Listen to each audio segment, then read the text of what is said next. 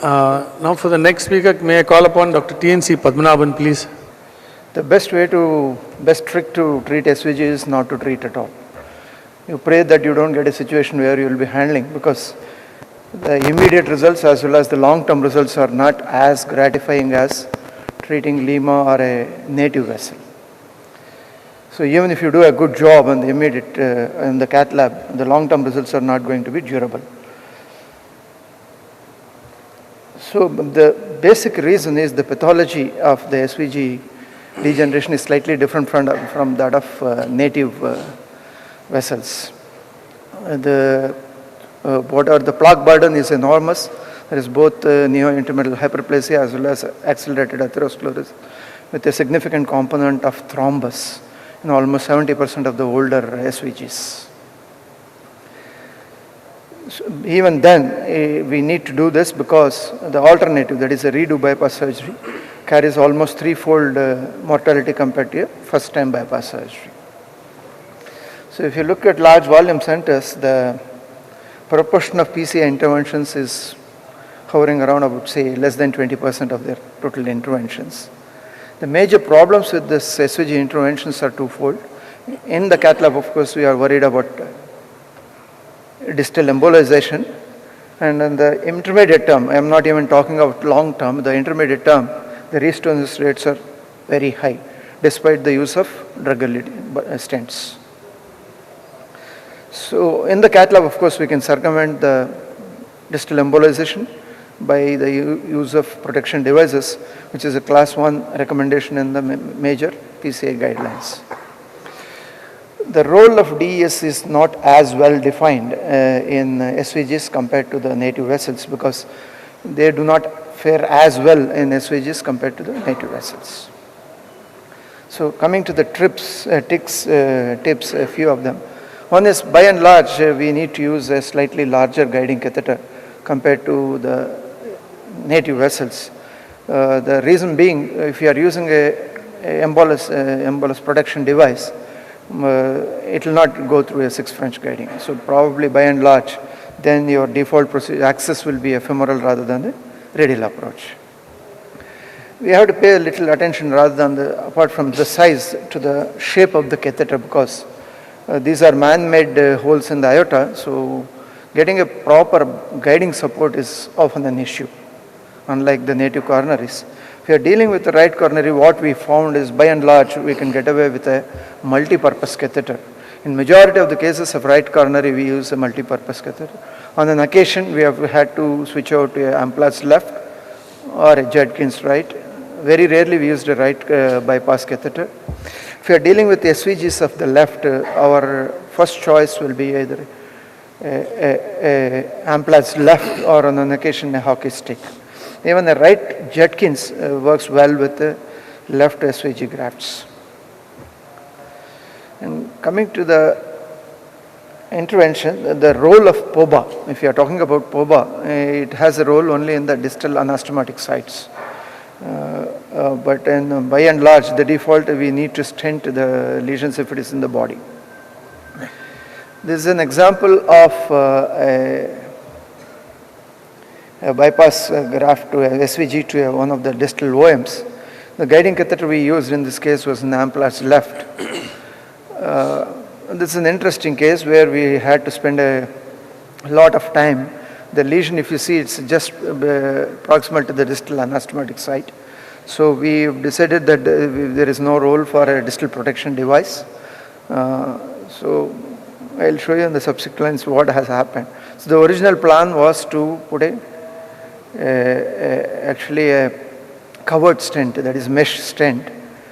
This is the stent which we tried after direct stenting we tried, because that's what is recommended.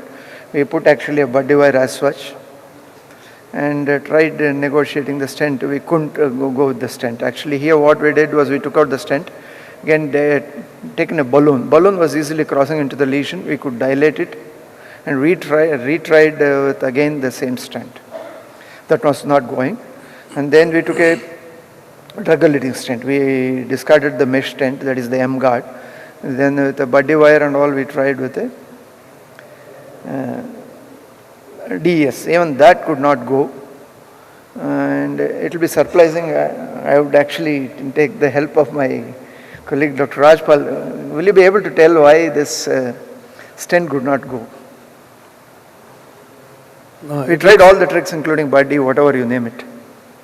I don't know, this is probably something to do with either the curve or the lack of support. Yeah, you are absolutely right. There is an acute curve. What we realized was, actually I couldn't get the stent bush picture.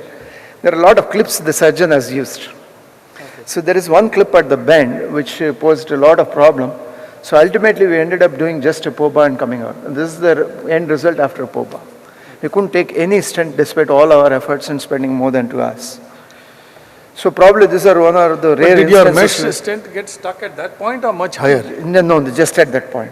We could take it down to that point. I have not recorded that, but we could take just before the curve where the stent was not going.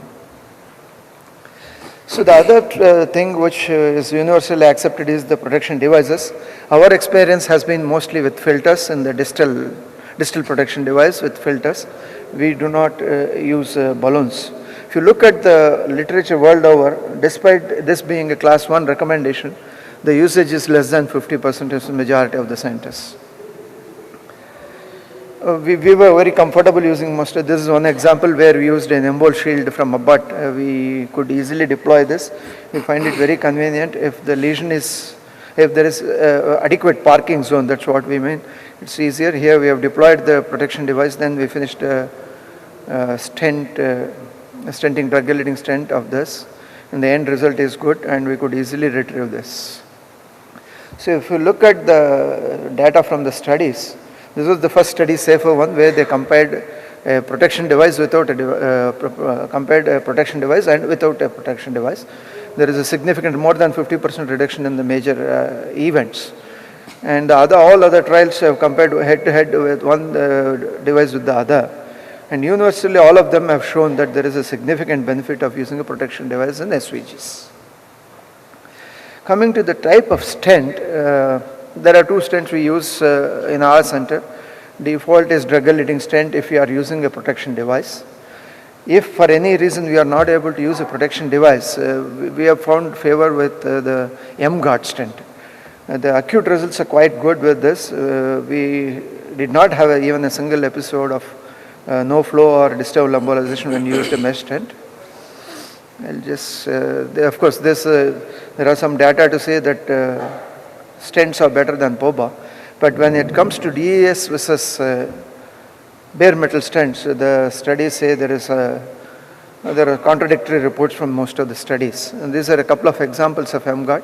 This is a proximal lesion in the proximal part of the SVG, but still we decided to use an M-guard here that will obviate the need for a distal protection device because of financial constraints. The only thing we have to remember about M-guard is it's a bit bulky. It is much bulkier than any of the drug-eluting stents. And if for any reason it doesn't go, if you want to retrieve it back into the guiding catheter, it doesn't come easily into a 6 French guiding. Probably if you are using an M-guard, it will be ideal to use a 7 French guiding so that you can pull it back into the guiding catheter.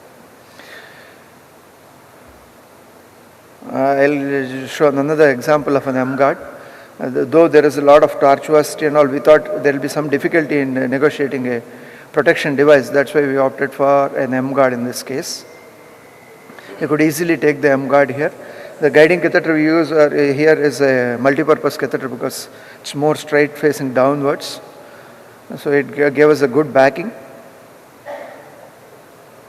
So this is the end result with an M-guard result. You may be wondering whether this M-guard fares as good as a drug-eluting stent. We do not have large data from the literature, but there are some small studies which were performed involving less than 50 cases in each of those things. These are the data from actually the INSPIRE study which was published about a couple of years, where the total number of patients were about 30. In about 16 patients they used an SVG. If you look at the immediate result as well as the MACE at 1 year, they are compared to any of the bare metal stents or better than bare metal stents. These are some of the studies which were performed. All of them, of course, the numbers were less than 50. And uniformly, if you look at the MACE at 1 year or 6 months, they were at least not inferior to bare metal stents. There is another couple of cases where we had encountered and we difficulty in getting the stent across a distal lesion in SVG. This is one example, a 73-year-old gentleman whose SVG graft was 21-year-old. He had a bypass surgery in 1991. We were doing this procedure last year. We tried all the techniques, what is available, body wire, pre-dilatation, and we took an M guard which could not be negotiated. Then we did this technique. What we did was actually, this is the nasty lesion in the distal SVG with two curves in the proximal segment. We took initially, we thought we will get an M guard. We took an M guard. That didn't go. It went up to that, it couldn't go. We had to take out. Then we actually pre-dilated, though it is not the recommendation, we pre-dilated. After the pre-dilatation, the result seems actually reasonably good. Again, we tried the M guard, we couldn't take it down. As a desperate measure, as a last resort, what we did was we took a child catheter inside, we deep throated it into that. Then we could take the stent easily. This is a Endeavour Sprint stent, because obviously this child catheter will not take an M guard. As I mentioned, that requires a big diameter, internal diameter. So with the child catheter, we could easily finish this procedure.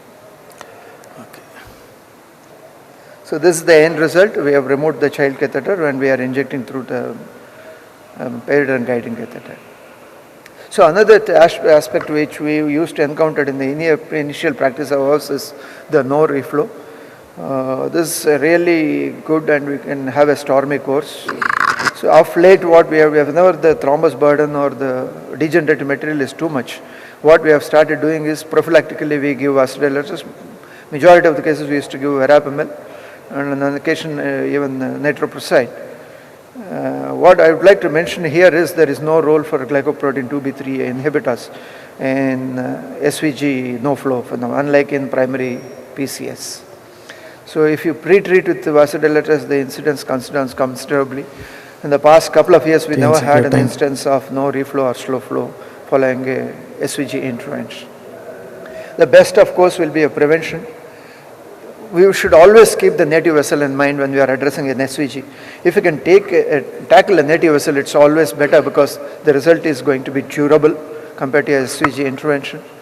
And there are some data from the literature to say that probably you should be tackling a moderate stenosis. Before it becomes very stenosis, there is one validity study, which is a small study. They said the long-term results are much better if you start tackling a moderate stenosis of the SVGs.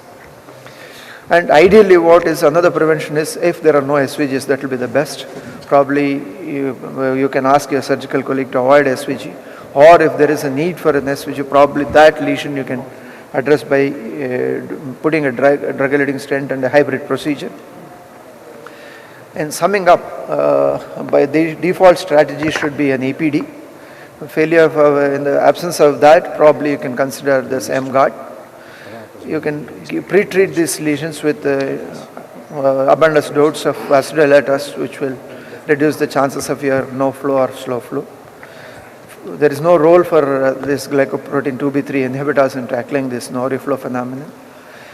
As far as possible, it should avoid pre-dilatation and post-dilatation in tackling SVGs. And we should never oversize these vessels either. 1:1 is what is the recommended one. Despite doing all these things, we have to keep our fingers crossed as far as the long-term results are considered. So always we should never forget the native vessel when you are encountering cases of SVG lesions. Thank you. Thank you, Dr. Padmanabhan. Actually, we'll take one question for short of time, and we request all speakers to please stick to time. I mean, that's how you respect the audience and everybody else too.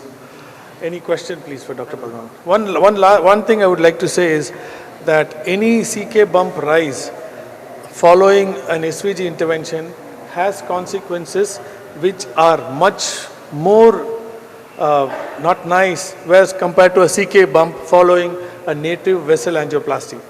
And GP2B3s are not very useful because, in fact, other than, most studies have shown an increased mortality with GP2B3 use because they can do nothing for the arterioemboli, which forms a large segment of the embolus.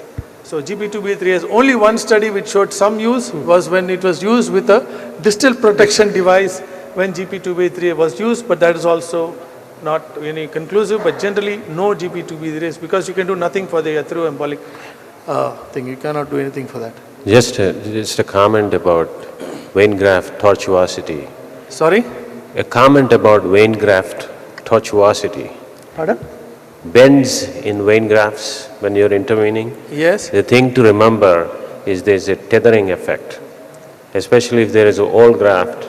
After 3-4 years, this bends you see in the body of the vein graft is because it's stuck to the wall, chest wall. Yeah.